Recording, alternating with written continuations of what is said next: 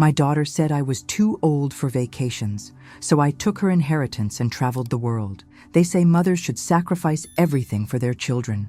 I did, for 23 years, until my daughter looked me in the eyes and said those words that shattered my world. Mom, you're too old for this. That's when I realized the woman who gave up her dreams deserved to live them after all. If you're watching this, drop a comment letting me know where you're viewing from. And don't forget to subscribe to hear how I turned my daughter's rejection into the adventure of a lifetime. The morning sun streamed through the kitchen window as I stood at the sink, washing the breakfast dishes. 5 years since David had been killed in Afghanistan, and I still caught myself setting out 2 coffee mugs every morning. I dried my hands and walked over to the bookshelf in the living room, my fingers tracing the spine of our wedding album before settling on the wooden box beside it. Inside lay David's Purple Heart, folded flag, and the papers for the investment account he'd set up before his last deployment. "This is just between us, Maggie," he'd said, his voice crackling over the satellite phone. "Jessica gets the military insurance money for college, but this is different. Hold on to it. She'll need guidance when she gets it, not just money." $75,000. Growing slowly but steadily for 5 years while I worked my shifts at the Oakwood Public Library, living on my modest salary, touching the account only enough to keep it active. I'd sacrificed everything for Jessica, declined a promotion to head librarian in Columbus because it would have meant uprooting her during high school, turned down dinner invitations from Tom Henderson, who taught history at the community college, worked extra shifts during holidays so she could have nice things. The phone rang, jolting me from my thoughts. "Mom?" Jessica's voice bubbled with excitement. "I got it! I got the marketing internship at Midwest Digital." My chest swelled with pride. "That's wonderful, sweetheart. When do you start?" "Late August. But Mom, that's what I'm calling about. I want to take a trip before I start. Backpack through Europe for a month." "Europe?" I clutched the phone tighter. "That sounds amazing." "I've got it all planned. I applied for this student credit card with a high limit, and I've been researching hostels. It'll be tight, but I can make it work." My mind raced to the investment account. This was exactly what David had saved for. Jessica's future, her dreams. What better time than now? "Actually, sweetie, I was thinking, what if we went together? I have all those airline miles from when your dad was stationed in Germany." And her laugh cut me off, sharp and dismissive. "Mom, seriously? You want to backpack through Europe? At your age?" The words hit like a physical blow. "I mean," she continued, not noticing my silence, "I love you, but I want to meet people my age, go dancing, stay out late. I don't want to be explaining memes to you or worrying about whether you can handle the walking tours." I gripped the counter, willing my voice to remain steady. "Of course, I understand. Plus, you'd hate the hostels. They're for young people, you know. You need your comfort." Each word drove the knife deeper. I wasn't even 60 yet. When did I become this fragile, ancient creature in my daughter's eyes? "You're right," I said, the lie bitter on my tongue. It was just a thought. "Anyway, I need to go. Meeting Zach for coffee to get travel tips. Love you." After she hung up, I stood motionless in my kitchen, staring at nothing. In that moment, I felt every year of my age, not because my body was failing me, but because my own daughter had made me invisible. I walked back to the wooden box and lifted out the investment papers, my hands trembling slightly. For the first time in 23 years, I allowed myself to wonder, what if the money wasn't just for Jessica? What if it was also for me? Jessica's suitcases dominated my living room, overflowing with new clothes still sporting price tags. She'd been home for 3 weeks since graduation, and the house felt both too small and eerily empty at once. "Do you think I need hiking boots?" She held up a pair of expensive-looking shoes. "Zach said the cobblestone streets in Prague are brutal." I looked up from my book. "Your father always swore by good footwear on deployment. Said it saved his feet in Afghanistan." Jessica rolled her eyes. "Mom, I'm going to Europe, not a war zone." I bit my tongue, forcing a smile. "Of course, just thinking aloud." She returned to her packing, thumbs flying across her phone screen between folding items. "Mia says I should bring a power converter." "Do we have one from when Dad was stationed overseas?" "In the basement storage. I'll get it for you." In the musty basement, I rummaged through David's old footlocker. Beneath his spare uniform lay the power adapter, alongside a photo album I hadn't opened in years. I flipped it open, smiling at a picture of David and me in front of the Eiffel Tower. young and in love during his brief leave in Paris. "Mom, did you find it?" Jessica called from upstairs. "Coming." I tucked the photo back and carried the adapter upstairs. Jessica snatched it without looking up from her phone. "Thanks." She examined it with a frown. "This looks ancient. Does it even work with USB chargers?" "It should. Your father used it for his laptop before." My voice trailed off. She dropped it into her bag with a shrug. "I'll just buy a new one if it doesn't work." That evening, we sat at the kitchen table eating takeout Chinese food. Jessica scrolled through Instagram between bites. "I booked an extra night in Barcelona," she announced. "The beaches look amazing." "Barcelona has wonderful architecture too," I offered. "The Sagrada Familia is breathtaking in photos. I've always wanted to see it." Jessica looked up, eyebrows raised. "Since when are you into architecture?" I read books, Jessica. Travel books. Just because I haven't gone doesn't mean I'm not interested." She laughed, the sound sharp and cutting. "Mom, you've barely left Ohio in 20 years. You don't even have Instagram." "I could get Instagram," I said quietly. Jessica nearly choked on her lo mein. "You? On Instagram? That would be a disaster." She put on a falsetto voice. "How do I post a picture, Jessica?" "What's a hashtag, Jessica?" She snorted. "No offense, but social media isn't for your generation." My chopsticks froze midair. "My generation? You know what I mean." She waved dismissively. "Anyway, I'll be posting everything. You can just watch my feed." Later, I stood in the bathroom, staring at my reflection. When had the lines around my eyes deepened? When had I started buying clothes for comfort rather than style? When had I become invisible? My phone pinged with a text from the library about next week's schedule. 5 evening shifts. Perfect timing. While Jessica explored Europe, I'd be shelving books and helping teenagers with research papers. I ran my fingers through my graying hair. "You're not dead yet, Margaret," I whispered to my reflection. Just paused. That night, I dreamed of Barcelona's colorful streets, of David's hand in mine as we walked by the Mediterranean. But when I turned to look at him, it wasn't David beside me. It was just empty space where someone should have been. Easter Sunday at my sister Karen's house was always a production. Ham glazed to perfection, color-coordinated table settings, and family photos that would inevitably end up in matching frames around her immaculate home. "Margaret, you're looking rested," Karen said, air-kissing my cheek as I entered. Translation: "You look tired, and I'm being polite." Jessica breezed past me in a new spring dress, immediately joining my niece Amber to compare their upcoming travel plans. Amber was heading to Mexico with friends after finishing nursing school. 2 weeks in Tulum, Amber gushed. "The beaches are totally Instagram-worthy." "I'll be in Europe for a month," Jessica countered, her voice rising just enough to ensure everyone heard. "Paris, Rome, Barcelona, Amsterdam." I placed the homemade potato salad on the buffet table, trying to join their conversation. "The Anne Frank house in Amsterdam is supposed to be very moving." Jessica's eyes flicked to Amber, a silent communication passing between them. "Mom still reads actual guidebooks," she explained, as if describing an exotic animal at the zoo. "She thinks TripAdvisor is cutting-edge technology." The cousins giggled, and heat crept up my neck. "I just think it's important to understand the history," I began. "Mom," Jessica interrupted, "nobody plans trips that way anymore." "You're so 20th century." More laughter rippled through the younger family members. Karen shot me a sympathetic look that somehow made it worse. At dinner, the conversation drifted to social media when my nephew showed off his latest TikTok dance. "Aunt Margaret, you should try it," he joked. Before I could respond, Jessica jumped in. "Mom can barely figure out how to send a text. She'd probably break a hip trying to dance for TikTok." The table erupted in laughter. I forced a smile, cutting my ham into smaller and smaller pieces. "Jessica's just teasing," Karen said, patting my hand. "We all have our technology challenges." "Not challenges," Jessica corrected. "Mom's straight up technologically illiterate. Last week she asked me how to do a Pix." "A what?" my brother-in-law asked. "It's like Venmo," Amber explained. "Everyone uses it." "I just hadn't done it before," I said quietly. "I learned quickly." Jessica snorted. "After I showed you 3 times."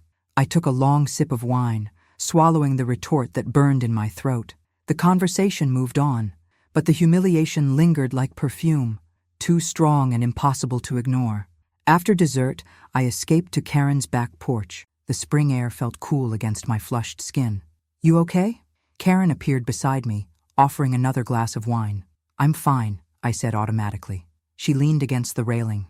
Jessica's at that age. They think we're ancient history. You don't get it from Amber like I do from Jessica. Karen's silence was telling. It's been different since David died, I continued. Sometimes I think she blames me for being the one who's still here. Have you talked to her about it? I laughed bitterly. And confirm I'm a sensitive old lady who can't take a joke? No thanks. Inside, Jessica's laughter rang out.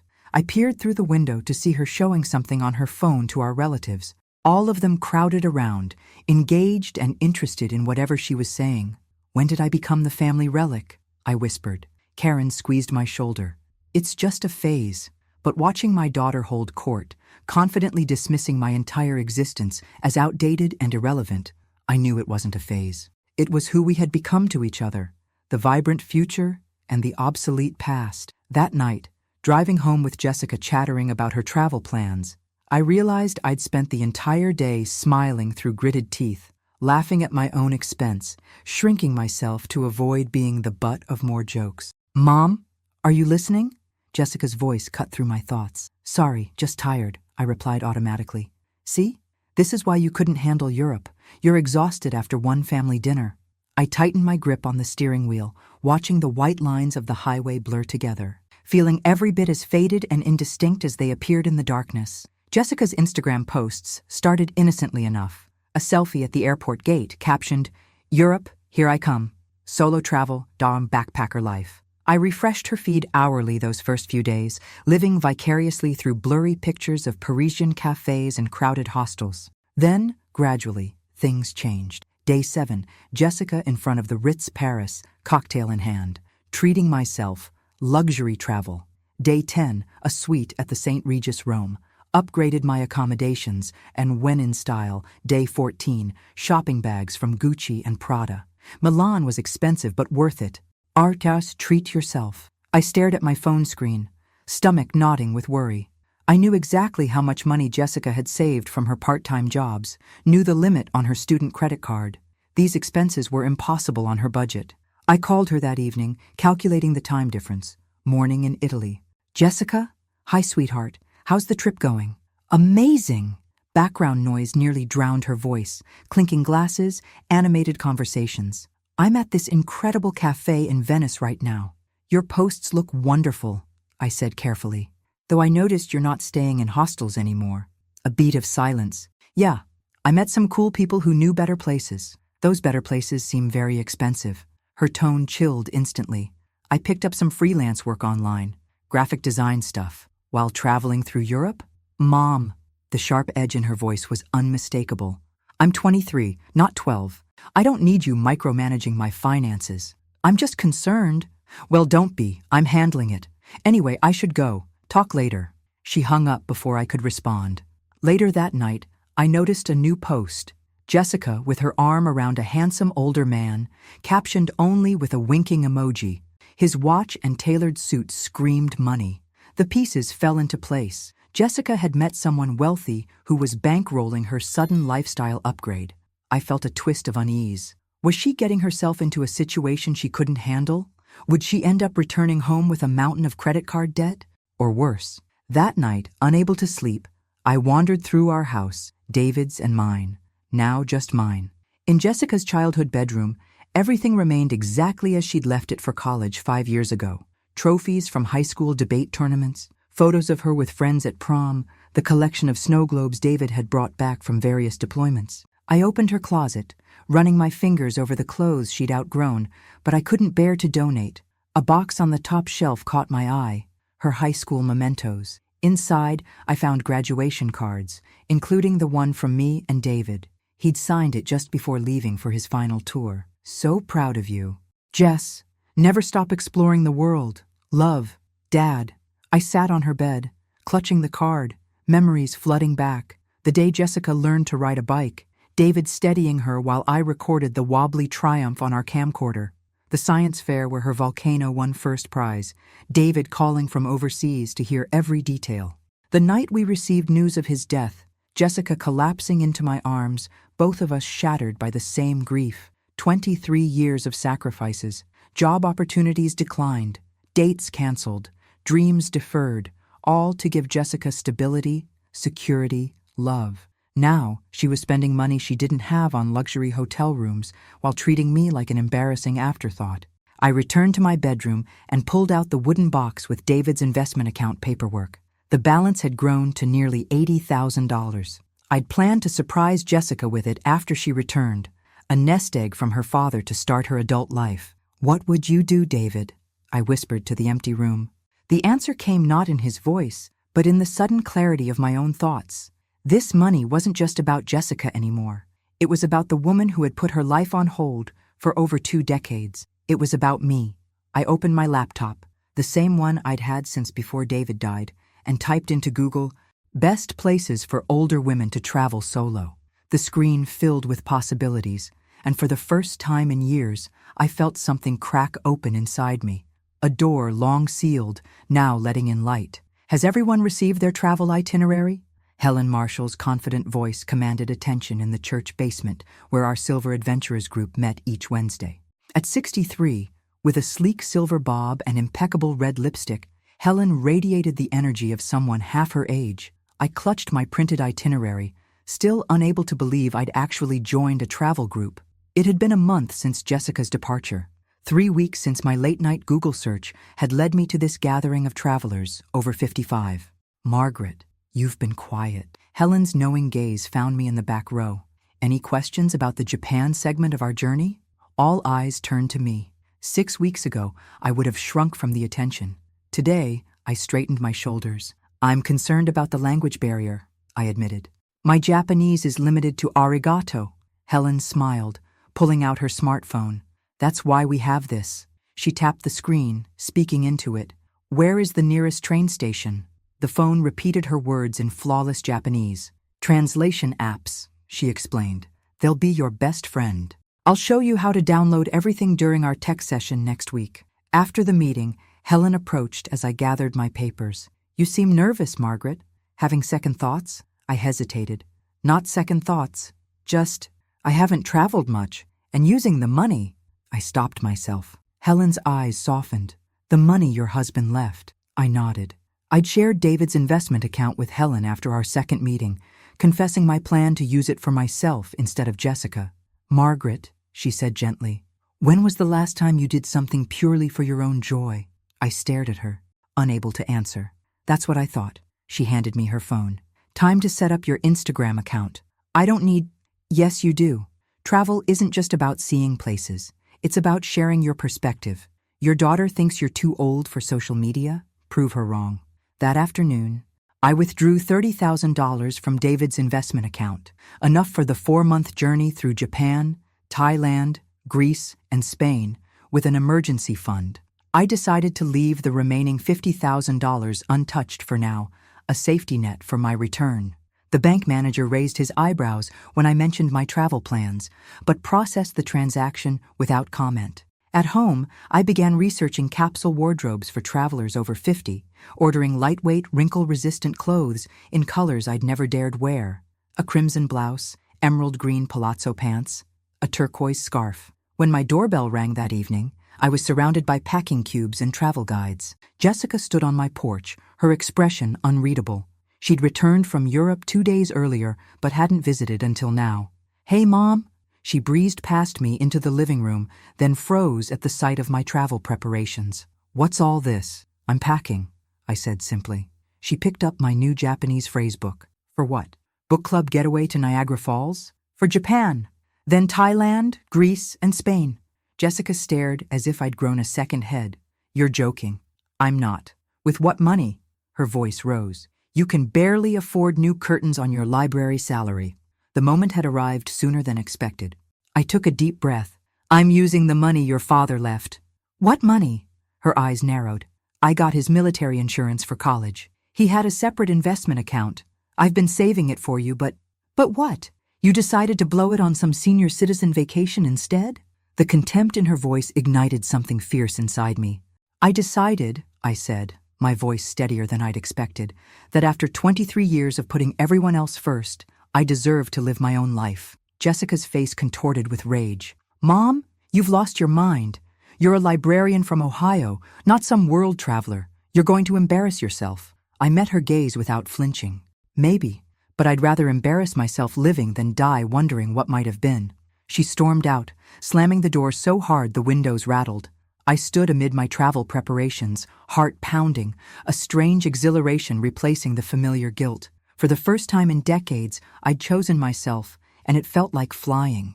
Tokyo's Shibuya crossing pulsed with energy as thousands of people surged in different directions when the light changed. I stood frozen in the center, overwhelmed by the neon signs, the unfamiliar language, the sheer humanity flowing around me like water around a stone. First time can be overwhelming. Helen appeared at my elbow, guiding me to the opposite sidewalk. Deep breaths. It was day 4 of our Japan adventure, and everything about this country challenged my Midwestern sensibilities. The toilets had control panels. The subway maps looked like abstract art. People wore surgical masks in public without a second thought. And I was absolutely captivated, despite the challenges. My first night, I'd accidentally ordered what turned out to be raw horse meat, unable to decipher the kanji on the menu. Yesterday, I'd gotten hopelessly lost in the train system, ending up in a residential suburb where no one spoke English. The simple act of buying groceries had become a 2-hour adventure. Ready for our sushi-making class? Helen checked her phone. We should head to the train station. I nodded, pulling out my own smartphone, a purchase Helen had insisted on before our departure. I'll navigate. I tapped the map app, proud of my newfound technological competence. The sushi chef, Tanaka-san, spoke little English but taught through demonstration, guiding my clumsy fingers as I pressed rice against seaweed, positioned slices of fresh tuna, rolled everything into a cylinder that immediately fell apart. Try again, he encouraged through our translator.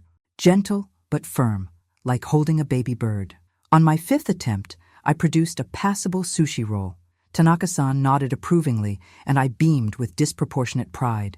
Photo for Instagram, Helen declared, positioning her phone. I struck a pose with my creation, feeling simultaneously ridiculous and liberated. Back home, I would have protested being photographed. Here, 6,000 miles from Ohio, I discovered I didn't care how I looked, only how I felt. That night in our ryokan, a traditional Japanese inn, I posted the sushi photo with the caption, "New skills at 58, never too late to learn. Tokyo Adventures, Silver Travelers." My phone pinged almost immediately with a comment from Jessica. "Mom, what are you doing?" I turned off notifications and slipped into the communal bath where Helen and 2 other women from our group were already soaking. "Liberation looks good on you, Margaret," observed Patricia, a retired nurse from Seattle. I sank into the steaming water. I've never felt so present. Does that make sense? They nodded in understanding. "Wait until Thailand," said Diane, who'd traveled extensively after her divorce. "Something about the Buddhist philosophy there. It resets your entire perspective."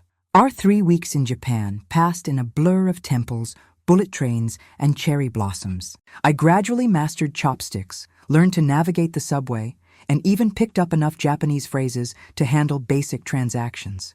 Each small victory built my confidence in ways I hadn't anticipated. On our last night in Tokyo, Helen raised her sake cup in a toast. "To Japan, the first chapter of our adventure." I clinked my cup against hers. "And to the chapters still unwritten." The next morning, we boarded our flight to Bangkok, the second destination on our 4-month journey. As the plane lifted off, I pressed my face to the window, watching Japan recede beneath us.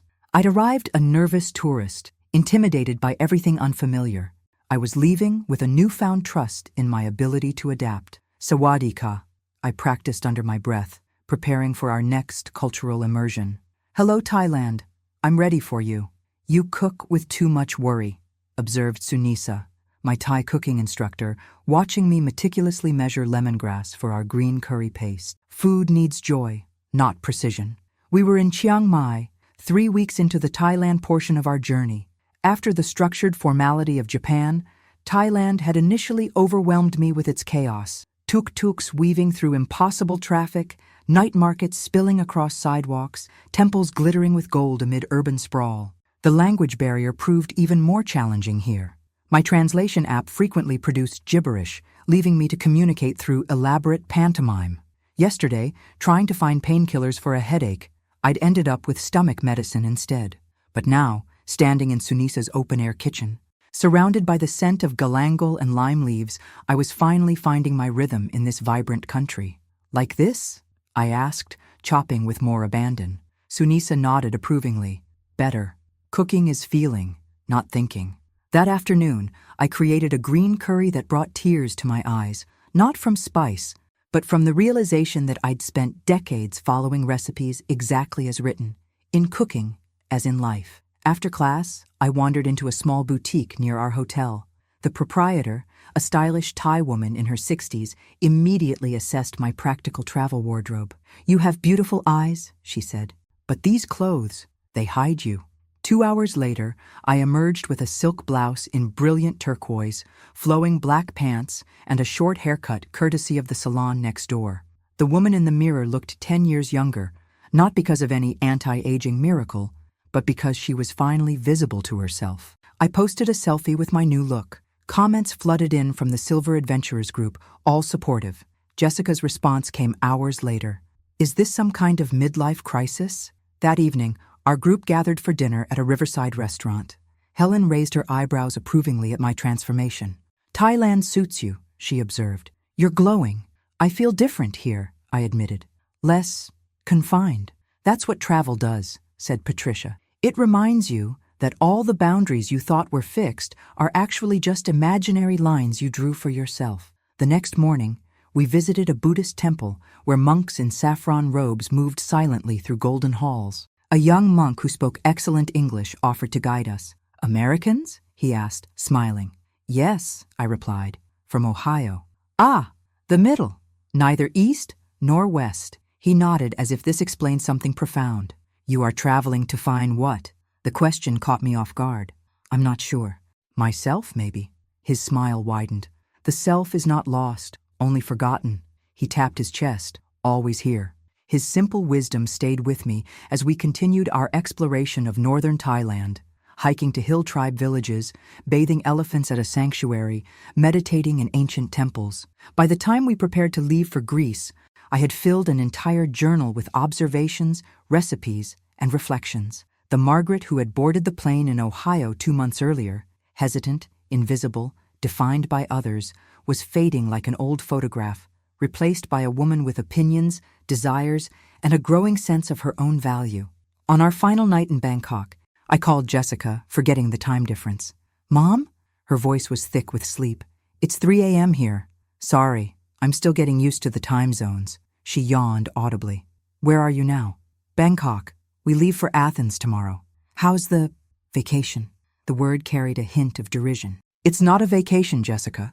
It's my life." The statement emerged with unexpected conviction. "And it's extraordinary." A long pause followed. "You sound different." "I am different." After we hung up, I sat on my hotel balcony, watching Bangkok's skyline shimmer beneath a tropical moon. Tomorrow would bring new challenges, another language, another culture, another chance to discover aspects of myself long buried under expectations and obligations. For the first time in decades, I looked forward to the unknown with anticipation rather than dread. The woman who had once organized her entire existence around others' needs was learning a new skill, the art of her own happiness. Santorini rose from the Aegean like a snow-capped mountain, white buildings clinging to black volcanic cliffs. Our ferry approached the crescent-shaped island as the setting sun turned the sea to liquid gold. "It doesn't look real," I murmured, leaning against the railing. "Wait until you see the sunset from Oya," said a deep voice beside me. I turned to find a tall man with salt and pepper hair and kind eyes behind wire-rimmed glasses. He extended his hand. "Robert Mitchell. I joined your group in Athens." "Margaret Thompson." His handshake was firm, warm. "First time in Greece?" he asked. "First time anywhere, really." The admission came easily now, without shame. "I spent most of my life in Ohio, raising my daughter." He nodded. "Florida for me. 30 years teaching art history at the university. Then my wife passed, and the house felt too empty." "I'm sorry," I said, recognizing the familiar shadow that crossed his face. "My husband was killed in Afghanistan 5 years ago." A moment of understanding passed between us, the unspoken fellowship of those who've learned to carry grief as a constant companion. "The Greeks have a beautiful word, meraki," Robert said. It means doing something with soul, creativity, love, putting yourself into whatever you're doing. I like that. I smiled. I'm trying to live with more. Meraki. That evening, our group gathered for dinner at a cliffside restaurant. I found myself seated next to Robert, our conversation flowing as easily as the local wine. What made you choose this particular trip? He asked over grilled octopus and fresh tomato salad. I hesitated, then shared the full story. Jessica's Europe trip, her dismissive comments, my decision to use David's investment money for myself. She told me I was too old to travel, I concluded, surprised by how the words no longer stung as sharply. So here I am, proving her wrong. Robert's eyes crinkled at the corners. Spite tourism. I approve. I laughed. A genuine, full-throated laugh that turned heads at nearby tables. Not entirely spite, maybe 10% spite, 90% self-discovery. To self-discovery, then. He raised his glass. After dinner, while the rest of the group returned to the hotel, Robert and I walked along the caldera edge, moonlight illuminating our path. I used to bring students here, he said, to show them how light changes everything, how the same white buildings can look completely different depending on the time of day, the angle of the sun, the quality of shadow. Like people, I observed. We look different depending on who's doing the seeing. He glanced at me with newfound interest. Exactly like people. The next day, Robert and I explored Akrotiri, an ancient city preserved under volcanic ash. He moved through the ruins with infectious enthusiasm, bringing history to life through stories rather than dry facts. Look at these frescoes, he said, pointing to colorful wall paintings. These people were creating beauty, even as their world was about to be destroyed by the volcano. They didn't know, of course, but there's something profound about that, creating beauty regardless of what tomorrow brings. That night, I posted a photo of us at dinner, captioned simply, Santorini sunset with new friends, Charka Greek adventures. Within minutes, Jessica commented, Seriously? You're dating already? Dad's only been gone 5 years. I stared at my phone, anger and hurt battling for dominance. Robert, seeing my expression, gently took the device from my hands. May I? He asked. When I nodded, he typed a reply. Not dating, just enjoying intelligent conversation with fellow travelers. Margaret's new friend, Robert. He handed the phone back. Social media can wait. There's a moonrise that deserves our full attention. We spent the next week exploring the Greek islands together, hiking ancient trails on Naxos, discovering hidden beaches on Paros, sampling local wines on Mykonos. Robert never pushed for more than friendship, but his hand often found mine when pathways grew steep, and his eyes lingered when he thought I wasn't looking. On our last night in Greece, we sat on my hotel balcony, sharing a bottle of local wine. I've been thinking about your daughter's comment, Robert said carefully. About dating. My heart stuttered. Oh, would it be so terrible? Not right away, of course, but eventually? I looked out at the moonlit sea, considering his question. For 5 years, I'd defined myself solely as David's widow, Jessica's mother. The possibility of being something else, someone else, was both terrifying and exhilarating. No, I said finally. It wouldn't be terrible at all. His smile in the darkness felt like a promise, not of forever, but of now, and for the first time in years, now seemed full of possibilities. My house in Oakwood looked smaller than I remembered, like a dollhouse version of the home I'd left 4 months earlier. I stood on the front walk, key in hand, while the Uber driver unloaded my luggage, now adorned with colorful tags from Tokyo, Bangkok, Athens, and Madrid. Welcome home, Margaret, I whispered to myself, feeling like a stranger at my own door. Inside, everything was exactly as I'd left it, yet nothing felt the same. The room seemed darker, more confined after months of sunrise over the Aegean, sunset over the Mediterranean. The framed photos on the mantel, mostly of Jessica at various ages, told only one chapter of a story that had grown far larger. I added new photos beside them. Margaret with sushi in Tokyo, Margaret in a Thai cooking class, Margaret and Robert dancing on a rooftop in Barcelona. The doorbell rang as I was unpacking. Through the peephole, I saw Jessica shifting impatiently on the porch, her expression thunderous. I took a deep breath and opened the door. Finally, she pushed past me into the living room. I've been calling for days. Why aren't you answering your phone? I turned off international roaming when I landed. I was going to call you once I settled in. Jessica spun to face me, then froze, her eyes widening as she took in my appearance. 4 months of walking everywhere had toned my body. Thai silk and Spanish leather had replaced my Ohio department store wardrobe. My once mousy hair was now a stylish silver bob. "You look different," she managed, the words clearly not what she'd intended to say. Travel changes a person. I moved to the kitchen, putting the kettle on for tea. "Would you like some Japanese green tea? I brought it back from Kyoto." Jessica ignored the offer. "Mom, we need to talk about the money." And there it was, the real reason for her visit. "What about it?" I kept my voice neutral, measuring tea leaves into a small pot I'd purchased in a Tokyo market. "You said it was for me. Dad left it for me." I turned to face my daughter, seeing her clearly for perhaps the first time in years. Entitled, self-absorbed, but also confused. A young woman who thought she knew how the world worked, only to discover the rules had changed. "Your father left money in a military insurance policy specifically designated for your education. That's what paid for your college." I poured hot water over the tea leaves. The investment account was separate. There was no beneficiary named. It was in our joint account. "But you always said," "I said I was saving it for you, and I was, for 5 years. I planned to give it to you when you were mature enough to use it wisely." Jessica's face flushed. "And suddenly I'm not mature enough? Because I said you were too old to backpack through Europe? It was a joke, Mom? Was it?" I set the teapot down harder than intended. "Was it also a joke when you told everyone at Easter dinner that I'm technologically illiterate? Or when you commented on my Instagram posts that I'm having a midlife crisis? Or when you implied I was disrespecting your father's memory by having dinner with a friend?" Jessica's mouth opened and closed, no sound emerging. "Those weren't jokes, Jessica. They were cruelty dressed up as humor." My voice remained steady, despite the emotions swirling inside me. "You systematically belittled me, dismissed me, and treated me as if my only value was in relation to you. That's not fair." Her voice rose. "I never—" "You did, repeatedly, and I allowed it, because that's what mothers do. We absorb our children's thoughtlessness and love them anyway." I poured the tea into a single cup. "But something changed in me when you said I was too old to travel with you. I realized I'd been putting my life on hold, waiting for permission to live it." Jessica's anger seemed to deflate, replaced by confusion. "So what? You just decided to spend my inheritance on some globe-trotting adventure with people you don't even know?" "It was never your inheritance, Jessica.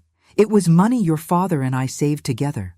And yes, I spent some of it traveling with people who value my company, who see me as a person with dreams and desires, not just as someone's mother." Tears welled in Jessica's eyes. "You don't even look like yourself anymore. You're wearing makeup. Your hair—" "I look like myself for the first time in decades," I corrected her. "The woman you knew was just a shadow, someone who'd forgotten how to exist outside of caring for others." Jessica sank onto a kitchen stool, her expression lost. "So what happens now? You just abandon your old life? Abandon me?" The question hung between us, weighted with unspoken fears and expectations. In her eyes, I could see the little girl who'd clung to me after nightmares, who'd waited anxiously for her father's sporadic calls from overseas. "I'm not abandoning anyone," I said gently. "I'm just learning to include myself among the people I care for." Jessica stared at the floor, shoulders slumped in defeat. "Is there any of the money left?" The blunt question struck like a physical blow. "Yes," I said quietly. "About half. I invested conservatively and only used what I needed for the trip. The rest is still growing." It wasn't quite true. I'd spent about $30,000 of the $80,000, leaving roughly $50,000. But Jessica didn't need to know the exact figures. "So that's it? Half of what should have been mine is just gone?" "Jessica, that money was never promised to you. It was a gift I planned to give you, not an entitlement." "Unbelievable," she muttered, her gaze shifting to my phone screen, which had lit up with a message from Robert. "Landed safely in Florida. Missing my traveling companion already. Ticket booked for Ohio next month." "You really have replaced your entire life," she whispered. Before I could respond, she stormed out, the front door slamming behind her with such force that the new photos on my mantel trembled. I stood alone in my kitchen, the uneaten Japanese tea growing cold, feeling the weight of everything gained and lost in 4 short months. "You're sure about this?" Helen's voice crackled through my phone speaker as I rearranged furniture in my living room, pushing the heavy oak bookcase against a different wall. Absolutely, I replied, stepping back to assess the change. Robert's lease in Florida ends next month. It makes sense for him to move here while we figure out our next steps. Moving in together after 4 months? That's fast, even for a silver adventurer. I laughed, setting a framed photo of Mount Fuji on the newly positioned bookshelf. We're not rushing. He's renting an apartment downtown for 6 months. We'll see where things stand then. And his work? 30 years as a professor isn't easy to leave behind. He's taking early retirement, I explained. The university offered a good package, and he's been thinking about writing that art history book he's always talked about. Plus, he's already lined up a visiting lecturer position at the community college here. Just 1 seminar a week on Renaissance art. And Jessica? How's she taking the news? I sighed, sinking onto the sofa. Radio silence for 2 weeks after our confrontation. Then yesterday, a text asking if we could have dinner next week. Progress. Maybe. I wasn't convinced. Or maybe she's just regrouping. After we hung up, I continued my home transformation, replacing generic department store art with photographs from my travels, adding colorful pillows purchased in Thailand, rearranging bookshelves to feature travel guides alongside my beloved classics. The house was becoming mine in a way it hadn't been before, reflecting the woman I'd discovered rather than the woman I'd been. The doorbell interrupted my redecorating. Through the peephole, I saw my neighbor Grace holding a casserole dish. Margaret Thompson. She embraced me enthusiastically when I opened the door. The World Traveler returns. The whole neighborhood's been following your adventures on Facebook. I blinked in surprise. You have? Karen's been sharing your posts. That silver bob is fabulous, by the way. She thrust the casserole into my hands. Thought you might need some home cooking after all that foreign food. I invited her in, touched by the gesture. So, Grace settled at my kitchen counter while I made coffee. Tell me everything. Are the men in Greece really as handsome as they say? I laughed. Some are, one in particular. Grace's eyes widened. Margaret Thompson. Did you have a vacation romance? Something like that. I showed her a photo of Robert and me in Barcelona. Well. She studied the image approvingly. David would be happy for you, you know. He always worried about you being alone. Her words loosened something tight in my chest. Thank you for saying that. We chatted for nearly an hour, Grace genuinely interested in my experiences rather than just making polite conversation. As she was leaving, she paused at the door. I heard you're thinking of starting a little catering business? I nodded, surprised. Just an idea at this point. How did you know? Karen mentioned it. I'm on the church social committee. We're always looking for new food options for events. The next day, I made some calls about the practicalities of starting a small food business from home. The requirements were daunting. Health department inspections, food safety certifications, business licenses, liability insurance. I'd need a separate kitchen space to meet commercial standards, plus proper equipment and storage. It seemed impossible until I remembered the vacant storefront 2 blocks from the library, formerly a small bakery that had closed when the owners retired. The space already had commercial kitchen equipment and had passed health inspections before. I walked by that afternoon, noting the for lease sign with a phone number. The monthly rent would be steep, but with careful planning and the remaining investment money, it might be possible.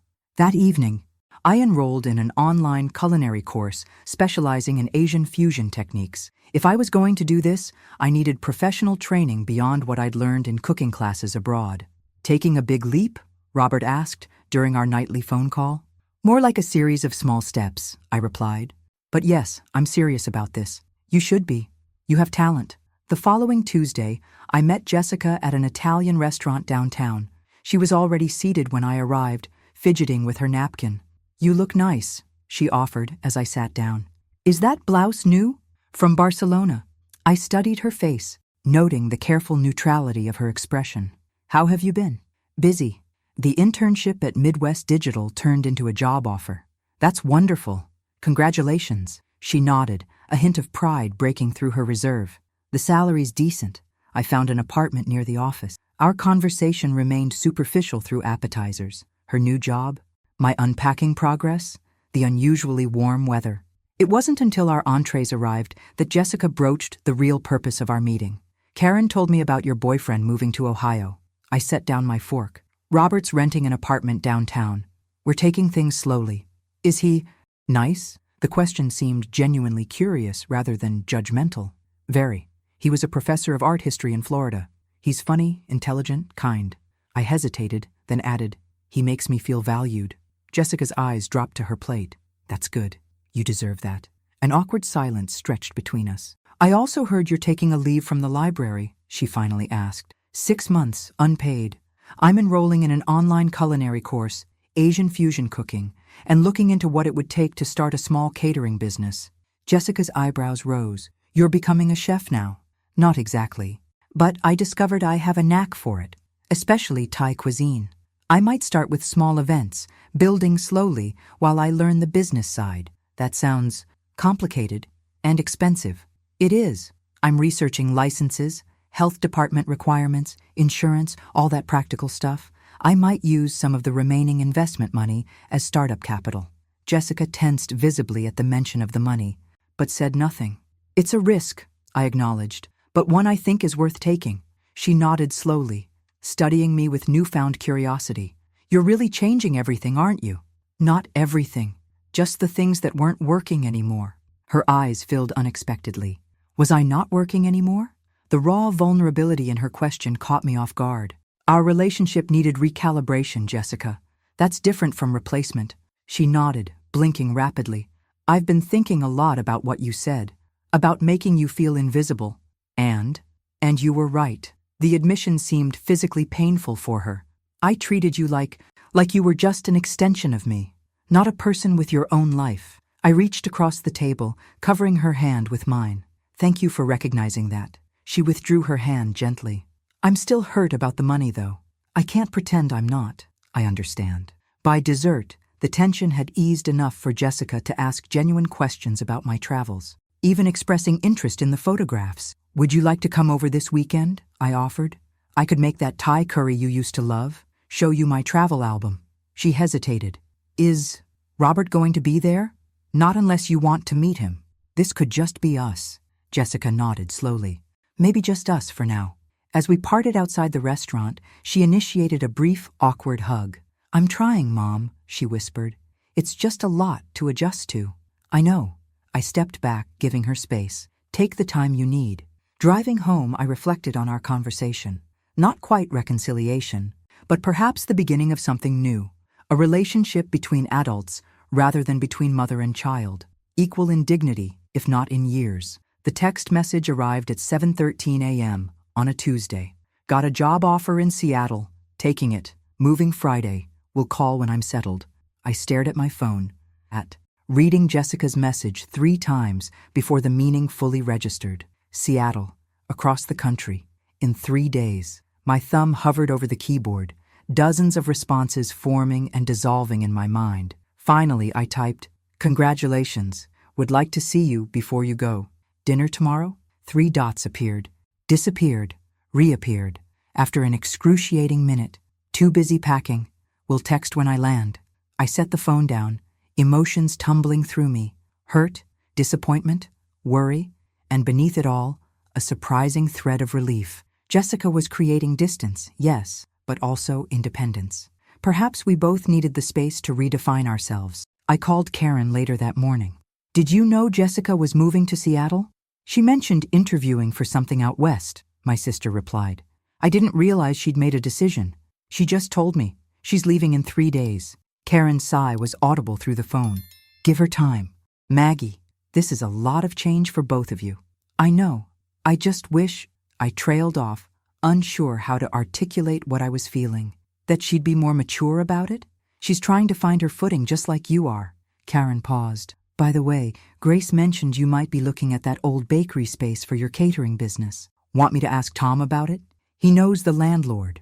When Robert arrived from Florida the following week, I helped him unload boxes into his downtown apartment, telling him about Jessica's abrupt departure. She's punishing you, he observed, setting a crate of books on the floor. Maybe. I unpacked kitchen items, arranging them in the cabinets. Or maybe she's just trying to figure out who she is without me. Robert's arms encircled me from behind. You're being very understanding. I leaned into his embrace. I've had more practice at life than she has. That night, in Robert's half-unpacked apartment, We opened a bottle of Greek wine we'd carried back from Santorini. The familiar taste transported me instantly to that volcanic island, to moonlight conversations and new beginnings. I signed the lease on the bakery space today, I told him. 6 months with option to renew. The health inspection is next week, and I've applied for the business license. Global Flavors by Margaret is becoming real, he smiled. Small steps, I cautioned. I've got a lot to learn about running a business. The culinary course will help with technique, but the rest, pricing, marketing, taxes, it's overwhelming. You'll figure it out, Robert said with quiet confidence. Just like you figured out the Tokyo subway system? 2 weeks later, I catered a retirement party for my former colleague at the library. My Thai-American fusion appetizers, miniature spring rolls with a bourbon maple dipping sauce, lemongrass-infused crab cakes with Cajun remoulade, disappeared within minutes. Margaret, these are incredible, gushed the library director. Have you considered doing this professionally? By evening's end, I had 3 more catering requests and a business card design sketched on a cocktail napkin. Global Flavors by Margaret. The commercial kitchen space gradually transformed from an empty bakery into my culinary workshop. I painted the walls a warm saffron yellow, hung photographs from my travels, invested in specialized equipment. Robert helped me build a website, complete with a booking calendar and menu options. Jessica remained a spectral presence, occasional texts, brief phone calls that never touched on anything meaningful. She seemed determined to establish her new life as entirely separate from mine. She'll come around, Helen assured me during our weekly coffee dates. Just keep the door open. October arrived with burnished leaves and cool mornings. Robert and I fell into a comfortable rhythm. Dinners together most nights, weekends exploring Ohio's hidden corners, separate homes but intertwined lives. The arrangement suited us both. Intimacy without suffocation, togetherness without obligation. My culinary course progressed, each assignment building my confidence. For our midterm project, we were tasked with creating a signature dish that reflected our personal culinary philosophy. I developed a Thai-inspired bouillabaisse, lemongrass and galangal infusing the traditional French seafood stew, served with toasted baguette slices spread with roasted chili and lemongrass compound butter. The instructor's feedback was glowing, a masterful fusion that honors both traditions while creating something entirely new. The metaphor wasn't lost on me. On a crisp Sunday afternoon, Robert and I wandered through an art fair in a nearby park. He stopped suddenly before a booth selling handcrafted jewelry. "What do you think of these?" He pointed to a pair of silver earrings shaped like tiny compasses. "They're beautiful," I admitted, admiring the intricate craftsmanship. "For travelers," said the artisan, a gray-haired woman with paint-stained fingers. "So you never lose your way." Robert purchased them without hesitation. As we walked away, he handed me the small paper bag. A reminder that you found your direction. That evening, while Robert graded papers at his apartment, I created a sample menu for my next catering job, a 50th anniversary party. My phone buzzed with a rare Sunday evening call from Jessica. "Hey, Mom."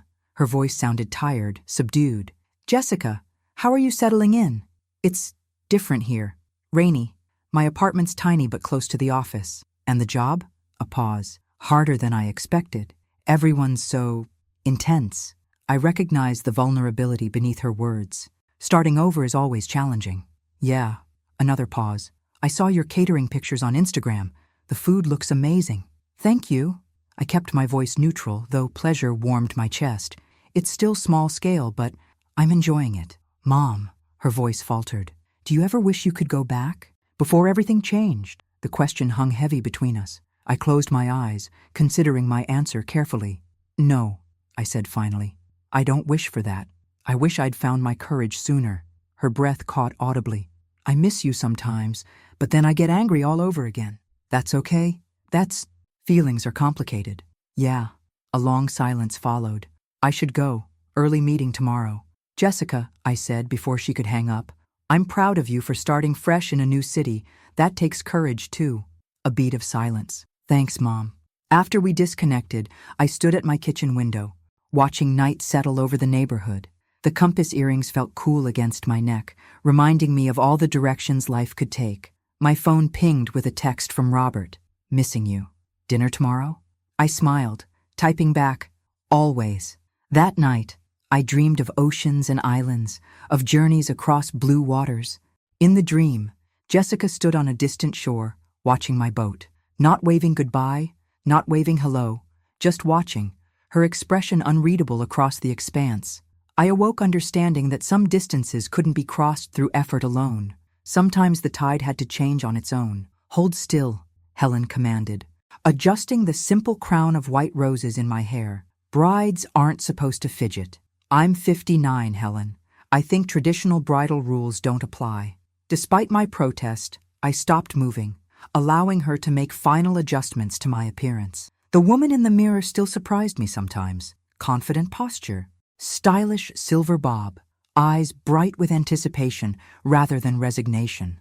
My wedding dress was far from traditional, a flowing silk pantsuit in pale blue, inspired by the Santorini Sea, where Robert and I had first connected. 2.5 years had passed since my life's transformation began. 2.5 years of cooking classes and catering jobs, of building a business and rebuilding myself, of loving Robert and learning to live fully in each moment. Global Flavors by Margaret had grown gradually from a one-woman operation to a small but respected catering service with 2 part-time assistants.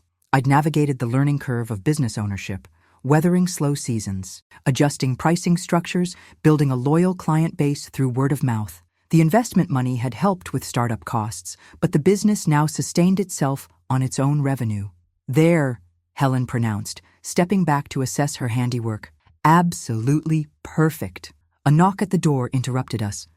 Karen entered, eyes already glistening with unshed tears. "You look beautiful, Maggie." She embraced me carefully, mindful of my outfit. "David would be so happy for you." "I think he would," I agreed, surprised by how easily I could say it now, how the guilt had finally released its grip on my heart. "The guests are seated," Karen continued. "Robert's waiting by the arbor, and," she hesitated, glancing toward the door, "Jessica's here." My breath caught. She came. Just arrived. Said her flight was delayed. For weeks, I'd been uncertain whether my daughter would attend the small backyard wedding. Our relationship had improved gradually over the past 2 years. Occasional visits, regular phone calls, a tentative rebuilding of trust. But Jessica had remained non-committal about the wedding until the last moment. "She's asking if she can see you before the ceremony," Karen added. I nodded, smoothing invisible wrinkles from my silk pants. "Send her in." Karen and Helen slipped out, and moments later, Jessica appeared in the doorway. She looked more mature somehow, her corporate Seattle life evident in her polished appearance and confident stance. "Mom," she stepped forward, eyes widening as she took in my bridal attire. "You look stunning." "Thank you for coming." I resisted the urge to embrace her, sensing her need for space. Jessica set down her small suitcase. "Sorry about the last-minute confirmation. Work has been crazy." "I understand. I'm just glad you're here." She nodded, eyes darting around the room before settling back on me. "So today's the day. You and Robert?" "Yes." I smiled, feeling the simple joy of the statement. "He makes you happy?" "Very." Jessica took a deep breath. "I brought you something." She reached into her purse, withdrawing a small velvet box. "It's not much, but when I saw it," I opened the box to find a delicate silver charm bracelet. A single charm dangled from it, a tiny suitcase. "For new adventures," Jessica explained, her voice softening. "With Robert." Tears pricked my eyes as I fastened the bracelet around my wrist. "It's perfect, thank you." An awkward silence stretched between us, years of unspoken emotions filling the space. "Jessica," I began, "I want you to know—" "Wait," she raised a hand. "I need to say something first." I nodded, giving her the floor. "I've been in therapy for about a year now," she said, the words coming faster as if she feared losing courage. "Really working through things, not just the few sessions I mentioned before. And I've realized something." She met my eyes directly. "I was cruel to you. Systematically, repeatedly cruel." "Jessica, please let me finish." She swallowed hard. "I treated you like you were disposable, like your only value was what you could give me.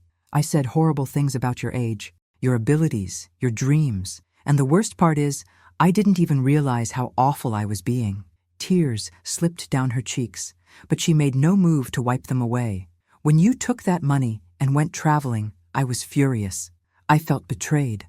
But now I understand that you weren't betraying me. You were finally being loyal to yourself." She drew a shaky breath. And you were right to do it. The admission hung in the air between us, powerful in its simplicity. Thank you for saying that, I said softly. I'm not saying it to be thanked. I'm saying it because it's true. Jessica straightened her shoulders. I'm still working on being less entitled, less self-centered. It's not easy changing patterns that deep. Growth never is. I smiled gently. But it's worth it. She nodded, a small smile breaking through her tears. I've seen that in you. The grandfather clock in the hallway chimed, reminding us of the waiting ceremony. We should go, I said. They're waiting. Actually, Jessica hesitated. I wondered if you'd let me walk you down the aisle. I know it's last minute, and if you've arranged something else. I'd love that, I interrupted, emotion thickening my voice. She offered her arm with a formal little bow that made us both laugh, breaking the remaining tension. As we walked together through the house toward the backyard, Jessica whispered, I'm proud of you, Mom, for everything you've become. The afternoon sunlight bathed the simple setting in golden warmth, white chairs arranged in rows on the lawn, an arbor draped with flowers. Our closest friends gathered to witness this new beginning. Robert waited beneath the arbor, his face lighting up when he saw me. Beside him stood the minister, an elderly woman from my Silver Adventurers group who'd become ordained specifically for this occasion. As Jessica and I moved down the makeshift aisle, I caught glimpses of the life I'd built. Helen beaming from the front row, my catering assistants giving a thumbs up, neighbors who'd become friends, clients who'd become supporters. When we reached the arbor, Jessica squeezed my hand before placing it in Robert's. Take care of each other, she said, the simple blessing encompassing all we'd learned about love and respect. The ceremony was brief but meaningful, our vows reflecting not youthful promises of forever, but mature commitments to growth, partnership, and joy in the present. I promise to see you, Robert said, his voice steady. Not just look at you, but truly see you, your dreams, your strength, your remarkable spirit. I promise to remain true to myself, I responded, and to honor the truth in you, to remember that love doesn't mean submission or sacrifice, but mutual support in becoming our best selves. As we exchanged rings, I felt Jessica's presence behind me, not as the child I'd raised, but as the woman she was becoming. Our relationship would never return to what it had been, but perhaps it could evolve into something healthier, more balanced. The reception unfolded in the backyard. Global Flavors by Margaret catering its most personal event yet, with help from my now established team. Thai-inspired appetizers circulated alongside classic American comfort foods, fusion in culinary form and in life. As sunset painted the sky in shades of orange and pink, Robert led me to the center of the patio for our first dance. Jessica, watching from a nearby table, raised her glass in a silent toast. Happy? Robert murmured as we swayed to the music. Beyond words, I replied, resting my head against his shoulder. Later, as guests mingled and celebrated, I found a quiet moment alone on the porch swing. The weight of the charm bracelet on my wrist caught my attention. Jessica's gift, a small acknowledgement of my journey. She joined me on the swing, 2 glasses of champagne in hand. Mind some company? I accepted the offered glass. Never. We sat in companionable silence, watching fireflies emerge in the twilight. I've been thinking about taking some time off, Jessica said eventually. Maybe traveling a bit. Anywhere specific in mind? Japan, maybe. Your photos always looked amazing. I smiled. It is amazing. Life-changing even. That's what I'm counting on. She touched her glass to mine. To new adventures. To new adventures, I echoed. As night settled over Ohio, I looked around at the life I'd created. Not perfect, not without complications, but authentically mine. The journey that had begun with words of rejection had led to this moment of celebration, this gathering of chosen family, this quiet conversation with a daughter finding her own way. You know, Jessica said softly, I've been wondering lately what Dad would think of all this. I considered her question, picturing David's face, his voice, his unwavering support of my dreams even when military service kept him from sharing them. I said finally, he would say that life is too precious and too brief to live it according to others' expectations. That love means wanting someone to be fully themselves, not a smaller version shaped to fit our needs. Jessica nodded slowly. I'm starting to understand that. As Robert approached, Hand extended in invitation to rejoin the celebration, I rose from the swing, my compass earrings catching the light of paper lanterns strung across the yard. The thing about compasses, I told Jessica, touching one earring lightly, is that they don't just point the way forward. They help you find your way home. To whatever home means to you. She smiled, a genuine smile without shadows. I think I'm still figuring that out. That's okay, I assured her, accepting Robert's hand. The journey is the point after all. And surrounded by people who truly saw me, I stepped back into the celebration, not as someone's mother or someone's wife, but as Margaret Thompson, a woman who had discovered, at 59, that the most important journey was the one that led to herself. Thanks for watching. Subscribe to our channel and don't miss the next video, with more stories that will touch your heart.